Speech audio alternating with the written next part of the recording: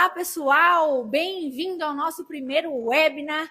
Muito obrigada pela dedicação do seu tempo e a inscrição aqui conosco no dia de hoje. Tenho certeza que aqui você vai tirar muito proveito do conhecimento desse mundo novo de criptoativos. Meu nome é Glaucia dos Santos, sou sócia fundadora da Bu Investimentos e estou aqui para entregar um pouquinho de conhecimento para vocês.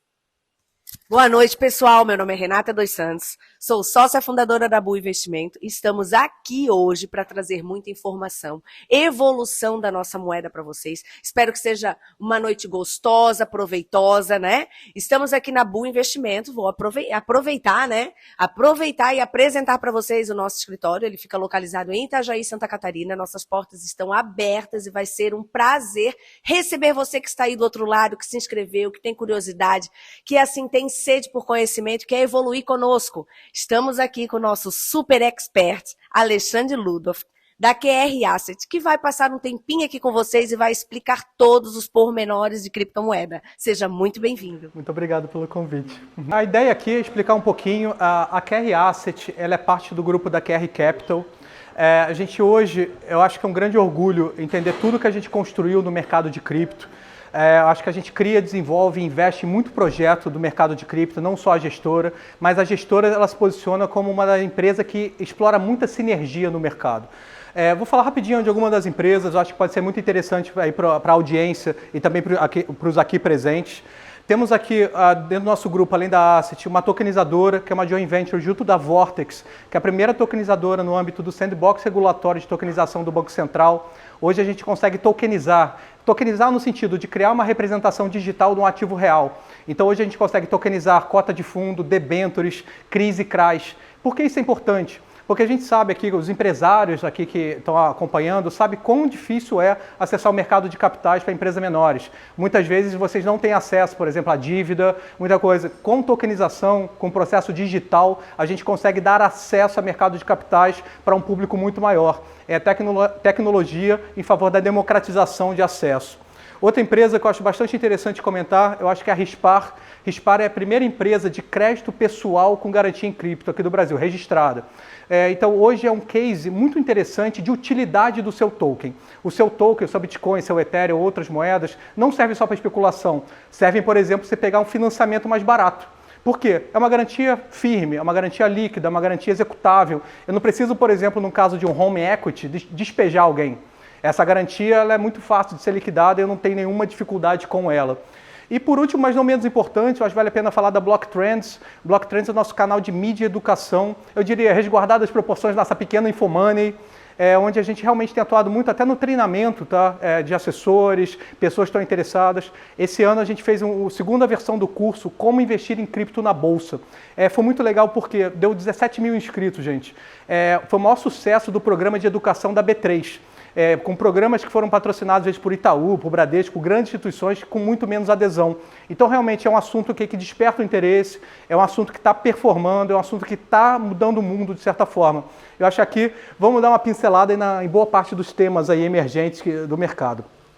Só sobre o meu currículo, eu venho do mercado tradicional, tá? Trabalhei quase 20 anos no mercado de gestão de fundos, juros, câmbio internacional. Fiz essa transição ali para de 2014, 2015, foi quando isso virou minha profissão principal. Larguei o mercado financeiro tradicional para criar produtos e fundos de investimento. Hoje, eu realmente acredito que eu trago para vocês produtos que realmente ajudam a ter acesso, que fazem as coisas da forma correta, com boa custódia, boa execução. E a ideia aqui, nossa missão de educação é mostrar para vocês que existe forma direita de fazer. E é em contraponto que a gente vê no mercado brasileiro aqui, de esquemas de pirâmide, pessoas mal intencionadas. Para a gente é um grande prazer estar aqui, estar no ecossistema da XP, validação de CVM, todo o arcabouço regulatório, que ele é tão importante, que a gente sabe que resolve até problemas de sucessão, problemas, por exemplo, de fraudes que a gente viu acontecendo tanto aí com o FTX e coisas horríveis que aconteceram no mercado. Eu acho que, falando de FTX, né, acho que para quem acompanhou aqui, eu acho que esse foi o grande evento, divisor de águas recente do mercado. A FTX era uma corretora que chegou a gerar 100 milhões de dólares mês de corretagem, que estava com, sabe, influencers, assim como Gisele Bündchen, estava Tom Brady fazendo, e honestamente, durante um tempo, mesmo com essa cabeça de mercado, eu achei que era possível utilizá-la. Eu confesso que foi a minha área de compliance, minha área de governança que bloqueou, porque era uma empresa que funcionava nas ilhas, nas Bahamas. E o arcabouço jurídico de um paraíso fiscal desse não é o mesmo, por exemplo, dos Estados Unidos ou da Inglaterra. Eu botei esse slide logo no início, porque eu acho que o X da questão é esse, é segurança e custódia. Quando a gente fala de criptoativos, a gente não está falando de algo que é fácil de guardar. E tem até aquela curiosidade, a forma mais segura de guardar um ativo digital é tirar ele da internet. É o que a gente chama de cold storage, né? Custódia a frio. E eu queria falar um pouco aqui de 3 camadas de segurança importantes que a gente usa no nosso processo de investimento em todos os nossos produtos. O primeiro é usar jurisdições sólidas. Por exemplo, aqui no Brasil a gente teve uma grande... eu tenho uma certa frustração. O Brasil perdeu a chance de passar uma legislação moderna. A gente teve um projeto de lei que foi aprovado às pressas no final do ano passado, foi uma legislação abrangente, que até tem algumas coisas muito positivas, como criminalizar o uso de blockchain para crime, tipificar alguns crimes que estavam sendo praticados, mas a gente perdeu uma grande chance, que foi criar aqui no Brasil o que a gente chama de custódia qualificada, custódia segregada. Isso é, o seu dinheiro numa corretora de cripto está protegido de uma falência, de um problema. Uma FTX aconteceu isso, o dinheiro dos clientes ficou no processo de falência. Ninguém sabe se vai receber esse dinheiro e vai ser um processo de falência dos mais complicados da história, de 10 anos. Nos Estados Unidos isso não acontecia. Por quê? Lá existe a ideia da custódia segregada. Se uma Melon quebra, o interventor vai lá e a partir do dia seguinte, Citibank, você assumiu a custódia da Melon e o dinheiro dos clientes está protegido. Então hoje a gente faz questão de utilizar somente jurisdições sólidas, principalmente Estados Unidos e Inglaterra, que a gente tem a CVM dos Estados Unidos, a SEC, a SEC, ela é muito rígida. A gente tem uma legislação muito benigna, né, que protege muito o cliente no estado de Nova York, que é muito parecido com a legislação bancária. E a gente tem na Inglaterra também uma legislação que torna moroso, torna difícil você conseguir operar de forma regulada. A gente utiliza esses 3 principais custodiantes aqui, a Gemini, a Coinbase e a BitGo. Esses 3, eles fazem esse produto, tá? Esse produto institucional. O seu dinheiro é garantido ser seu, com carteiras específicas, a gente consegue consultar o saldo das nossas carteiras. Isso é muito diferente, por exemplo, do que você tem numa corretora. Mas estar no lugar certo não é suficiente. Então, hoje eu tenho, na minha opinião, eu tenho um dos melhores cofres, vai ser esses 3 custodiantes, eu tenho boas jurisdições, mas não adianta nada eu estar com um cofre na Suíça, um país bom para cofre, mas se eu não tomo cuidado com quem pode abrir e fechar esse cofre. Essa ideia, e para resolver isso, a gente utiliza um sistema chamado de multi-assinatura, multi-sig. E hoje, você pensa, a chance de alguém corromper uma credencial, uma senha, ela é baixa, mas ainda assim pode acontecer phishing, às vezes, sabe, tem engenharia social, a gente sabe de várias outras formas que exploram vieses cognitivos para tentar burlar sistemas de informação. Mas quando a gente pega um sistema como esse, que 4 pessoas têm que assinar, 3 de dentro da QR e uma pessoa, inclusive, do administrador independente, que no caso pode ser a Melon, a Vortex ou então a própria BTG, a gente utiliza vários administradores.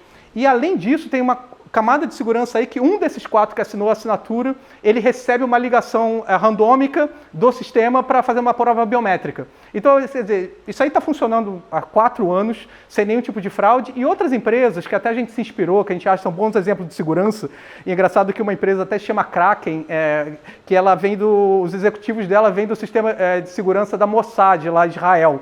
Então, eu acho que a gente tem todo esse viés, né, de criptografia, ela vem da ideia de você fazer uma comunicação segura na presença de um adversário. Quem estuda a guerra, né, sabe Alan Turing, toda a Enigma, como quebrar criptografia ditou os rumos da guerra. E esse é todo o ethos que a gente vive. Então, quando eu vejo corretoras de cripto no Brasil e em outros lugares, utilizando para garantir a segurança da sua conta, às vezes SMS token, é algo que dá um pouco assim de, sabe, pavor. Como assim, gente? Aqui no Brasil, às vezes clonam o seu telefone celular para pagar um boleto de R$400. Se sabem que ali pode ter um volume relevante, você vai ser muito assediado, vai ser muito atacado. Então, eu acho que cripto deixou de ser um negócio pequeno, já é relevante no portfólio de muita gente e eu acho que hoje faz sentido sim utilizar critérios, jeito melhor de guardar cripto. Vamos falar aqui do universo de criptoativos. Eu acho que uma outra questão muito importante é essa. Eu acho que o que a gente está fazendo aqui hoje, esse tipo de palestra, esse tipo de conversa, ele acelera o processo de entendimento. Por quê? Eu acho que o grande drive, o grande vetor de adoção de cripto é o tempo. Não sei se vocês têm essa ideia. No final do ano que vem, os baby boomers, né, que são classificados como aquela geração que nasceu pós-Segunda Guerra, esses baby boomers completam 60 anos no final do ano que vem. O último baby boomer completa 60 anos. Dali para em diante, a gente vai ver uma transição geracional muito grande. Por sucessão, a gente está falando da ordem de 70 trilhões de dólares vão passar de mão das gerações mais antigas para as gerações mais jovens, que são mais tecnológicas e que quem tem filho aqui sabe, na audiência também, que sabe, Roblox, aquele dinheiro do Fortnite, esse mundo de token, a loja de jogo da Steam, já movimentam bilhões de reais. O que cripto traz é você empoderar o usuário e você gastar esse dinheiro onde quiser. A sua milha dos Smiles não fica preso dentro das Smiles. Você faz o que quiser com ela, sem necessidade, às vezes, por exemplo, de 1, 2, 3 milhas, todo esse universo. Cripto é uma força muito poderosa de desintermediação. Eu acho que algumas características da tecnologia elas têm que ser faladas. Acho que às vezes eu vou até chover um pouco no molhado aqui para muitos, mas, por exemplo, primeiro ali no canto superior direito, a gente tem a tecnologia open source. Gente, quem aqui lembra do início do Linux? Como o negócio era feio, era ruim, era horrível. Mas tem uma coisa do software livre que é muito poderosa. A gente chama em inglês de composability. A ideia de, eu pego um brinquedo de Lego, eu posso colocar uma pecinha a mais, eu mudo o software livre da forma que eu quiser e eu construo em cima daquilo. Quando gera uma massa crítica, isso fica muito poderoso. Hoje, em torno de 99% de todo computador do mundo roda algum tipo de sistema operacional baseado em Linux, ou Unix, né, como pode ser iOS, Android, sistema de geladeira de IoT, sistema de satélite. Então, a força de tecnologia open source, da ideia de as pessoas construírem em cima do software aberto, mudou o mundo e continua mudando. Mas tem duas outras características que eu acho muito importantes. A primeira é a ideia de as comunidades ou redes serem funcionando com os usuários. Os usuários ditam o que pode e o que não pode. É aquela brincadeira. Por que o Mark Zuckerberg hoje é uma das pessoas mais odiadas do mundo? Porque ele é o gatekeeper, ele é o guardião das chaves do que pode e o que não pode das maiores redes sociais do mundo. E as pessoas não querem ter esse déspota, né? essa pessoa autoritária que decide. Por exemplo, uma das grandes tendências hoje em cripto é falar do que a gente chama de SocialFi, a ideia de redes sociais descentralizadas, que a gente vai falar um pouquinho acima. E eu acho que essas tecnologias todas, quando juntas, né, força de centralização, poder das comunidades, e a gente cria algo que é muito raro na nossa sociedade, a ideia de uma tecnologia que não é censurável. Cripto, por exemplo, vamos falar especificamente do Bitcoin, foi proibida mais de 15 vezes ao longo dos últimos 5 anos na China. Por definição, algo que tem que ser proibido, mais de uma vez, não é proibível. Então, realmente, é uma prova de, resiliência dessa tecnologia muito grande. Todo o ethos, né, de onde cripto surgiu, a gente pode falar aqui durante horas, mas vem muito dessa ideia de libertária, né, de você... A gente tem hoje 2 bilhões de pessoas que vivem em regimes autoritários, e para essas pessoas é muito importante ter um meio de troca que seja não censurável. Eu acho que tem 3 teses principais que a gente vai passar bastante ao passant aqui, bastante de leve. Vai ser um prazer conversar mais a fundo na segunda oportunidade com vocês. Mas a primeira é a ideia do Bitcoin como uma espécie de evolução do dinheiro. Às vezes eu gosto de falar, o Bitcoin é como se fosse um ouro com superpoder. Um ouro no sentido que o ouro vai ser ouro por muitos milhões de anos, né? Até todo ouro virar chumbo, quimicamente demora muito. O ouro tem uma desvantagem, né? Você nunca sabe se o ouro está misturado com prata, com cobre. O Bitcoin não tem essa dúvida, o Bitcoin é Bitcoin. E tem uma coisa, o Bitcoin ele não pode ser fraudado, você não pode mentir que o Bitcoin é sério, e tem um outro superpoder. Ele se teletransporta, você não precisa pegar um avião, um carro forte para mandar para outro lugar. Então você tem sim algumas características para troca que elas são muito superiores, por exemplo, ao ouro físico. A gente sabe no processo, por exemplo, de história do dinheiro, como foi o processo de hiperinflação do final do Império Romano, que negociava com moedas de ouro, como a prata começou a subir muito, porque começaram a misturar prata no ouro. E essa questão de fraude, de notas falsas, que a gente vê, quem vai para a Argentina sabe, né? Como você pega nota de peso falsa nesse nosso ambiente. A segunda aplicação que eu acho muito interessante é a aplicação de finanças descentralizadas. Por que eu acho isso importante? Gente, assim como cortar cabelo, homem fazer a barba, ou tantas outras coisas que a gente vai fazer sempre, todo mundo vai usar banco. Todo mundo precisa de serviço financeiro. Vai pegar empréstimo na vida, vai usar uma corretora, vai fazer um seguro, tantas aplicações, vai usar um derivativo. Tem muitas aplicações de finança e todo mundo usa. E hoje, as finanças descentralizadas é um campo muito emergente em cripto que faz uso dessa tecnologia de contratos inteligentes. Por que isso é relevante? Gente, DeFi em cripto hoje representa menos de 5% de tudo que existe em cripto. O market cap relativo nesse setor é muito pequeno.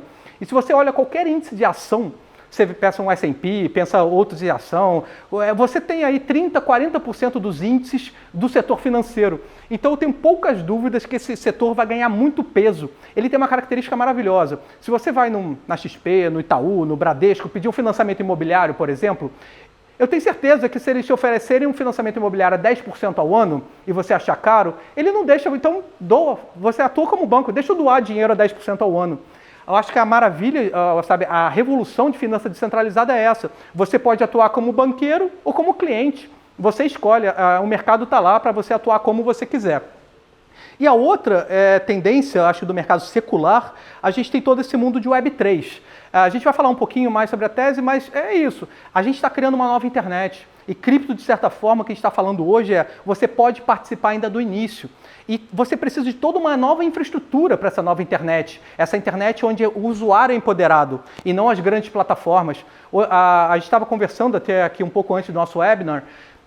Não faz sentido hoje, na minha opinião, pagar 30% de uma corrida de um motorista de Uber para uma plataforma. Ou então uma App Store da Apple cobrar o quanto ela quer para vender o que quiser ali dentro. Esse mundo de Web3 subverte isso e faz o usuário, o produtor de conteúdo, dono de fato, e ele monetiza como ele quiser. A gente está falando aqui hoje de 3 usos de caso bastante importantes, são tendências seculares do mercado de cripto, que é a ideia do Bitcoin como um primeiro ativo realmente escasso digital. A gente tem todo o universo de finanças descentralizadas, que é algo que vai ser o killer application de cripto. Todo mundo precisa usar cripto. Hoje a gente tem quase 4 bilhões de pessoas que ou são desbancarizadas ou que são o que a gente chama de underbanked, né, que não são completamente servidas pelo sistema financeiro tradicional. Acho que o que as fintechs fizeram, por exemplo, no Brasil, de dar acesso, de dar democratização de acesso, foi um movimento importante, mas ainda não é suficiente. Sem dúvida, aplicações de finanças descentralizadas são o grande drive de adoção, de bancarização dessa população. E temos todo mundo aí de Web3. Aquela ideia, né? A primeira internet surgiu como somente leitura, você consumia informação, você começou depois a contribuir para a internet, que a gente começou a definir isso hoje como internet 2.0, que é essa ideia da internet dos criadores, do criador de conteúdo, do videologger, de quem faz blog, de quem faz post. Hoje um influencer de internet, um Casimiro, ele tem muito mais penetração do que vários âncoras de TV juntos. Isso é incrível. E a gente viu, por exemplo, eu cresci como a informação que tinha era a Barça, era a enciclopédia britânica, aquela quantidade de livros na sua estante. Isso acabou, gente. Uma Wikipedia hoje é muito melhor do que uma enciclopédia. Essa mudança, esse dinamismo é muito grande. E a Web3 vem para tirar poder das plataformas centralizadas. Hoje sabemos que o valor de uma comunidade está nos usuários e está no conteúdo. Por isso é tão importante esse movimento de Web3. Esse gráfico aqui, ele mostra algo muito interessante, que é o Bitcoin. Isso aqui é a curva de oferta do Bitcoin daqui 100 anos. Hoje a gente consegue saber quando cada Bitcoin vai vir para o mercado. Isso é importante, porque a gente tem uma política monetária definida no Bitcoin. E isso é como se fosse uma cláusula pétrea. É como se fosse a nossa Constituição. Se você tenta mudar isso, não é mais Bitcoin. Tem o que chama fork. A gente vai dividir. A gente vai ter um novo projeto que vai ter essas regras novas e o projeto antigo.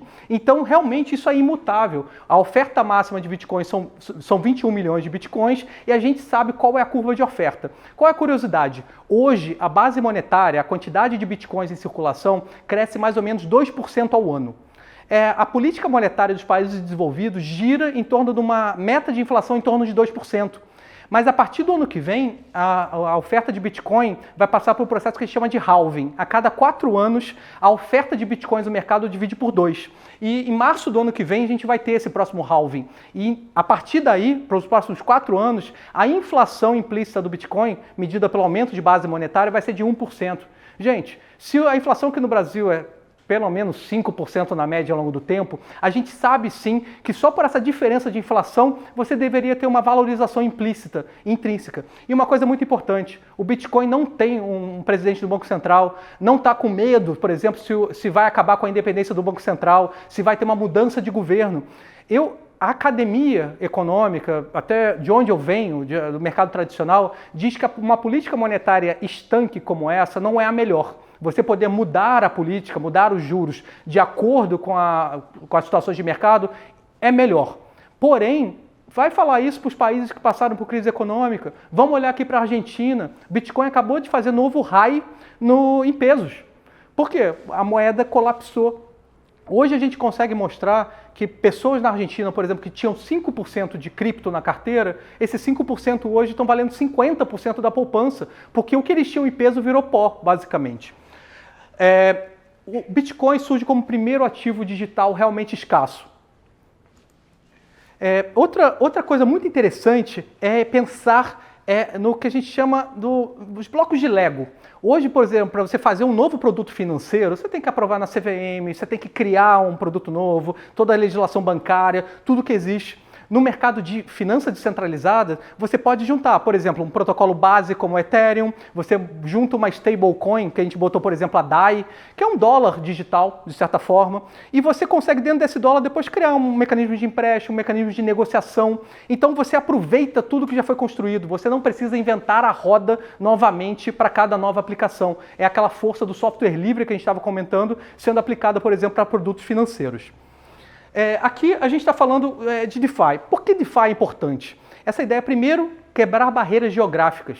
A gente não está falando de um mercado limitado pela geografia aqui do Brasil ou de algum outro país, é um mercado global. Então, por exemplo, a taxa de financiamento que uma pessoa está disposta a emprestar para você, ela pode ser diferente na Suíça hoje em dia, do que, por exemplo, o cara que está pensando em 14% em real. Essa ideia de você quebrar a barreira geográfica é muito poderosa. E a gente tem a ideia da interoperabilidade. É algo que ainda está em construção, mas a ideia, o seu financiamento, não é um financiamento do Itaú, é um financiamento seu. Você quer colocar esse seu contrato inteligente, que representa, por exemplo, financiamento como colateral, como garantia de outra coisa. Essa ideia, esse contrato é seu. Eu não preciso de uma lei de portabilidade. A gente está tentando deixar o mercado mais interoperável. Mas cripto é isso com esteroides. É muito mais forte, é muito mais rápido. E aqui eu acho que fica muito interessante mostrar, porque como eu até comentei alguns no início do nosso webinar aqui, que estavam aqui presentes, a gente, há 5 anos atrás era muito difícil falar de cripto, porque ainda era um sonho.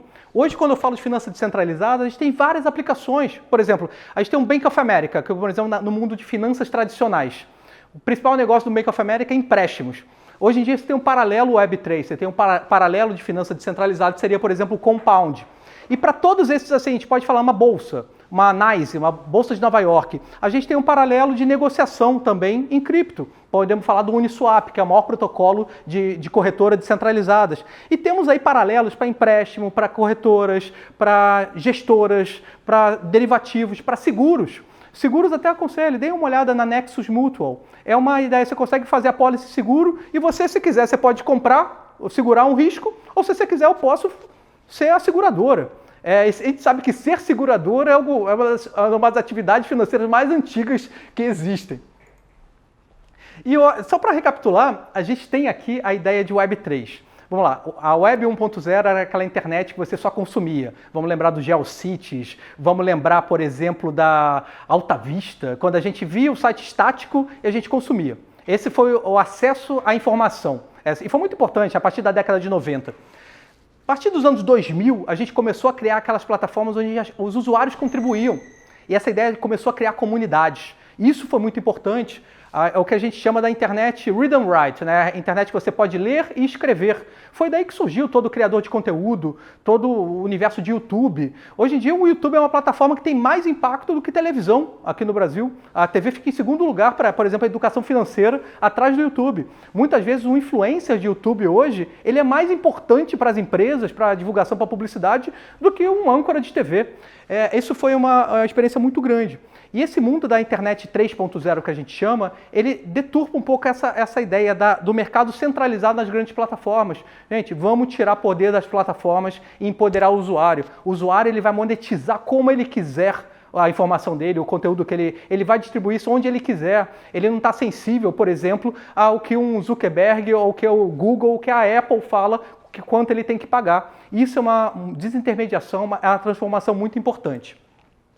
E temos aqui alguns paralelos do que são aplicações Web 2 e o que são aplicações Web 3. Gente, todo mundo guarda arquivo. Tem ali, por exemplo, o Dropbox ou o Google Drive. A gente tem soluções em Web 3 para guardar arquivo. O mais famoso é o IPFS. Eu não gosto muito como a turma de cripto batiza. IPFS significa Interplanetary File System. É um tipo de arquivo, sistema de arquivo interplanetário. Mas ainda assim, temos paralelos, por exemplo, de mídias sociais. Por exemplo, eu recomendo, vocês não conhecem, usam o Lens Protocol. O Lens, por exemplo, está criando uma solução que é o LensTube. É um YouTube descentralizado. Aí quando eu defendo rede social descentralizada, eu sempre falo, pô, Alexandre, você está defendendo anarquia, você quer uma rede social onde pode pedofilia, onde pode crime. Eu falo, não, gente, é exatamente o contrário. Eu quero uma rede social democrática, onde os usuários vão votar o que pode e o que não pode. E tudo com transparência. O que foi vetado, o que não foi a comunidade que decidiu. E isso que a gente está chamando em cripto, o mercado de SocialFi, está florescendo muito. E eu acho que em poucos anos a gente vai ter soluções muito legais. E até vale a pena falar de um protocolo que tem um capital tecnológico brasileiro muito legal, que chama Nostri. Até aconselho vocês darem uma lida, a gente vê muito o FinTwitch, várias outras plataformas migrando para o Nostri. E por último, mas não menos importante, eu tinha falado com alguns colegas aqui presentes, recomendo utilizar o Brave, esse leãozinho aí, laranja embaixo, que ele é um browser focado em privacidade, que permite que você ganhe dinheiro para ver publicidade nessa economia de token. Isso é uma transformação. Aposto que a maioria dos aqui presentes ou da audiência nunca ganhou R$1 do Google. Outro assunto muito importante de falar é toda a pauta ESG. Gente, hoje em dia não dá para falar em investimento sem falar em ESG. E eu acredito que é bem importante a gente tratar aqui desses assuntos, porque em cripto existem algumas falácias, na minha opinião, em relação a ESG. Quando eu penso que ESG são três componentes, meio ambiente, a parte social, a parte de governança, cripto dá de braçada. A gente tem algumas dúvidas, por exemplo, sobre gasto de energia elétrica da rede do Bitcoin. Realmente, é uma rede que gasta energia elétrica e fornece uma concorrência. As pessoas estão lá disputando com computadores quem sorteia um bloco. E isso tem um gasto elevado de energia elétrica. Mas pouca gente sabe que a rede do Bitcoin gasta menos energia elétrica, por exemplo, que as luzes de Natal nos Estados Unidos. Gente, a luz de Natal não tem um fim, é um fim estético, porque você gosta, vê piscando, aquele clima de Natal. Mas o gasto de energia elétrica na rede do Bitcoin, por exemplo, gera segurança, gera transparência, gera credibilidade. E essas são características que são necessárias na nossa sociedade. A gente não tem que depender de um cartório, a gente não tem que depender de um governo, eu não tenho que depender de um agente externo, por exemplo, para saber se minha transação... Hoje no Brasil a gente vive um mundo eficiente no mercado de pagamentos. O Pix funciona muito bem. O Pix é basicamente uma blockchain, tá? A gente vai ter o real digital, que é um pulo do Pix. Eu acho que vai ser um produto incrível de democratização de acesso a investimentos. Mas isso não acontece no mundo. Alguém que já tentou fazer um wire transfer, por exemplo, da audiência aqui para os Estados Unidos, até hoje demora 3, 4 dias para você compensar uma transação bancária, mesmo para a pessoa física. No mundo de cripto isso é impensável. Eu sei, por exemplo, que a BUA aqui faz muito câmbio. Gente, eu acho que em pouco tempo vocês vão estar usando canais de cripto para fazer transações mais rápidas e mais baratas para os seus clientes. Vamos falar de algumas tendências de mercado. Primeiro, inflação. Esse gráfico aí mostra como a gente está tendo um choque inflacionário mundial. A inflação ela costuma ter dinâmicas comportadas, mas a gente vê aí, a gente teve um pico inflacionário da ordem de 8% nos Estados Unidos. Há muito tempo não se via isso. Nível de endividamento. Olha a dívida dos Estados Unidos, como acelerou ali a partir de 2020. A pandemia fez com que os países se endividassem massivamente. Estamos vivendo agora, nesse momento, uma discussão do teto de endividamento americano. Acho que eles vão flexibilizar o teto, porque a alternativa é desesperadora. Mas ainda assim, a gente vive está chegando quase a 100% do PIB de endividamento, é muita coisa, gente. E a gente sabe como dívida muitas vezes causa o que a gente chama aquela trajetória exponencial, quando a gente tem que renegociar com a FMI, o que está acontecendo. Olha os primos aqui novamente da Argentina, Venezuela, Zimbábue. Não estou falando que isso vai acontecer com o Brasil, não é uma discussão alarmista, mas vale a pena ter um pouco de ativo que não tem esse risco. É aquela ideia lá dos nossos avós que falavam de não colocar todos os ovos na mesma cesta, e cripto oferece uma alternativa ao sistema bancário tradicional. Gente, vocês devem estar acompanhando na mídia. A gente vive hoje uma discussão se o dólar está perdendo o status de moeda de reserva. A gente está vivendo uma espécie de mundo multipolar, né? Dinâmicas aí, uma potência nuclear em guerra com a Ucrânia. A gente tem aí umas situações bastante tensas aí entre China e Taiwan. Temos aí os Estados Unidos com uma liderança frágil do Biden, com os Estados Unidos rachado. Alguém lembra do americano reclamar do preço de gasolina, gente? Ou reclamar do preço de Starbucks? Isso é uma novidade. E eu realmente acredito que vale a pena ter hedge, ter proteções para a sua carteira. E por último, mas não menos importante, esse gráfico aqui do lado direito para você, mas do lado esquerdo, mostra o tamanho das falências bancárias, em montante o tamanho das falências. A gente teve em 2008 as maiores falências da história, né? A gente lembra do Lehman Brothers, lembra do Mutual, a gente viu vários bancos quebrando. Mas quando a gente olha só agora no início dessa crise, olha o tamanho da barrinha de 2023, ela já está bastante alta. A gente já tem aí o segundo e terceiro maiores calotes bancários da história americana acontecendo esse ano. Não acho que vai ser uma quebradeira. Bancos regionais americanos, eles costumam ter uma dinâmica de inadimplência, mas o que vimos foram bancos muito sensíveis para o mercado de tecnologia. O SVB, né, o Silicon Valley Bank, era um banco que era muito utilizado pela indústria de venture capital, e a gente viu alguns bancos aí como Signature e outros que eram muito usados pela indústria de cripto. Cripto foi desbancarizada de certa forma, e a gente está vivendo algumas consequências desse mercado.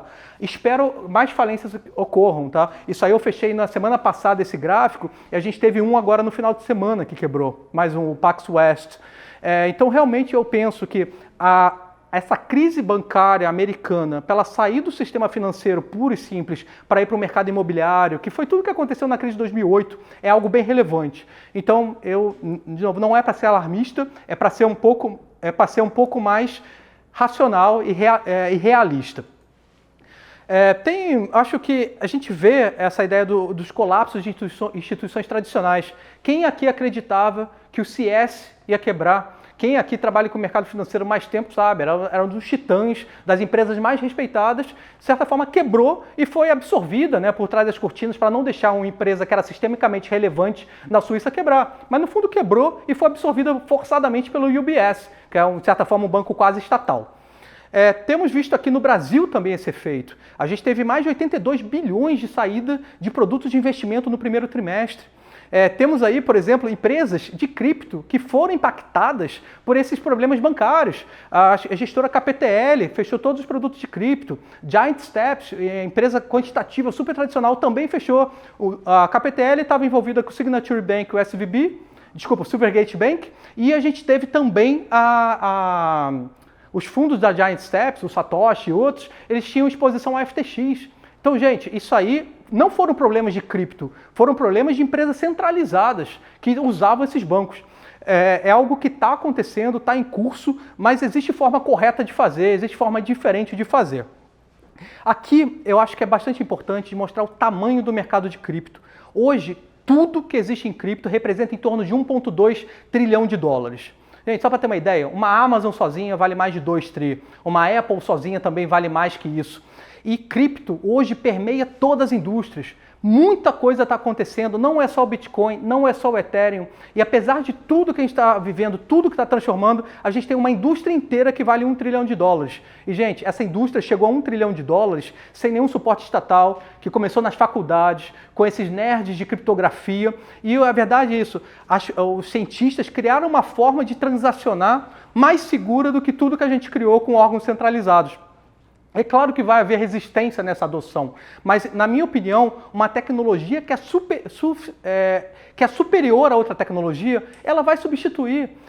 Eu acho que o paralelo muito legal de falar disso foi quando surgiram os carros nos Estados Unidos. Não sei se todos aqui sabem, mas existia uma resistência muito grande dos órgãos de segurança, por exemplo, a polícia, contra os carros, porque os carros eram mais rápidos que os cavalos, então a polícia não conseguia pegar um assaltante a banco. Mas o que aconteceu não foi que o carro foi proibido. Hoje não tem mais cavalo para a maioria das aplicações. E é isso que acontece. Por isso eu defendo tanto regulação em cripto. Regulação é importante, gente. Regulação faz esse mercado ser acessível a todos. Não ficar, só para o técnico, só para o nerd de tecnologia. É muito importante que a regulação venha. E a regulação, igualdade de regulação, está tudo bem, porque é uma tecnologia superior. Assim como o DVD era superior ao VHS, ou o CD à fita cassete, ou mesmo o streaming ao Blu-ray, porque pode não ter a melhor qualidade do Blu-ray, mas a conveniência é muito importante e a facilidade de uso. Aqui eu acho que fica até um pouco complexo para todo mundo ler, que tá um pouco distante, mas a gente está mostrando aí, por exemplo, várias correlações de cripto com outras classes de ativos.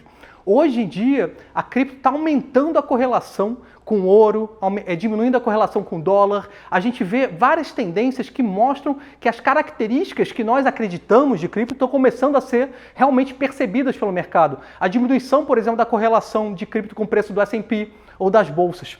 Essa é uma tendência que para mim, a grande validação da importância. Gente, vimos aí colapsos bancários e Bitcoin subindo. Essa, para mim, foi um grande teste de fogo de cripto pelo qual passamos. Cripto no portfólio.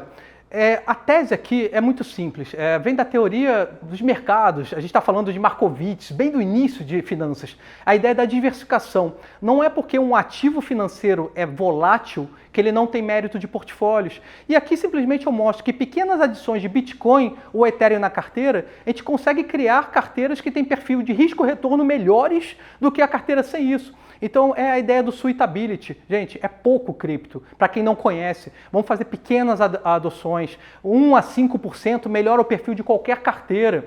E eu entendo que não é para qualquer investidor. O cara que só está 100% no CDI, que não guarda a poupança, é um ativo com um horizonte de investimento um pouco mais longo. Um ativo volátil, você não pode estar pensando em vender ele no mês que vem, porque possivelmente você pode pegar uma janela ruim de mercado. Mas se você tem um horizonte mais longo de investimento, 2, 3, 4, 5 anos, poucas janelas desse período mais longo perdem dinheiro em cripto, mesmo pensando nessa queda de preço mais recente. Isso é bem importante. E de onde vem esse mérito de portfólio? Vem do que a gente chama da baixa correlação. Correlação é isso, como um ativo anda junto do outro. Como você pode ver, o Bitcoin e o Ethereum têm alguma elevada correlação. O Bitcoin e o Ethereum andam mais ou menos 70%, 80% juntos. Então, cripto ainda é cripto, não tem uma diferenciação tão grande entre uma plataforma de contrato inteligente como o Ethereum ou o Bitcoin.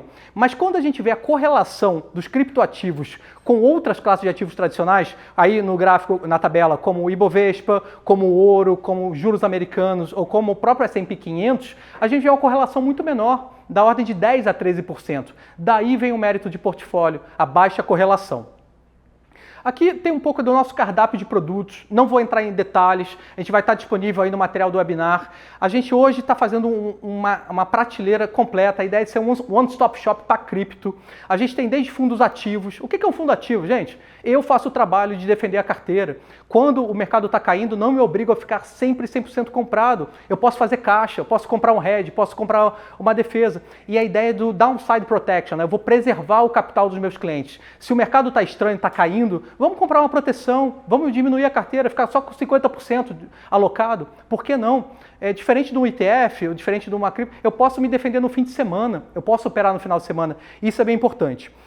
Temos aí produtos que são mais voltados para o investidor qualificado institucional, quem quer mais mid-cap, quem quer empresas de menor capitalização de mercado. Temos um fundo quantitativo, que é o Crypto Factors, que é um fundo que usa a literatura de fatores do Black Litterman, né, o Adam Black, que foi responsável pela toda a modelagem de derivativos, opções. É uma literatura de ganhador de prêmio Nobel que a gente está usando, super estado da arte na gestão quantitativa. Temos o fundo de acesso, que usa toda aquela ideia da proteção, da segurança, da forma correta de fazer para produtos de acesso, produtos muito baratos. Eu desafio aqui a audiência, compre numa corretora e compre um pouco do ETF, Passa o tempo, vende os dois, vê onde você vai ter mais dinheiro. Eu garanto, não tem custo escondido, não tem taxa de saída, não tem taxa de resgate, não tem corretagem. Você realmente só paga a taxa de administração baixa, 0,9% ao ano. É um dos produtos mais baratos do mundo. E pouca gente sabe que a legislação brasileira é uma das mais avançadas do mundo em cripto. O Roberto Campos, nosso presidente do Banco Central, é um presidente do Banco Central que minerava Bitcoin. O Lift Lab do Banco Central, tudo que está acontecendo, o Real Digital. Hoje, o Real Digital é considerado um dos melhores projetos de Central Bank Digital Currency do mundo. Né? A ideia do Real Digital oficial vai chegar. Eu acho que é algo muito importante. A gente queria agradecer a oportunidade aqui, queria abrir para perguntas, tanto da audiência, para responder de forma assíncrona, se vocês puderem mandar, vai ser um prazer, ou então aqui dos presentes. Muito obrigado pela atenção de vocês e obrigado pelo convite.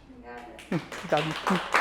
Pessoal, para vocês que nos assistiram, para vocês que se inscreveram, espero que vocês tenham desbravado um pouquinho o mundo da cripto, tenham adquirido conhecimento, tenham se sentido um pouco mais seguros, né, para voar novos voos aí conosco nesse mundo de cripto. Nós aqui da Bu agradecemos muito a presença, a inscrição de vocês, tá?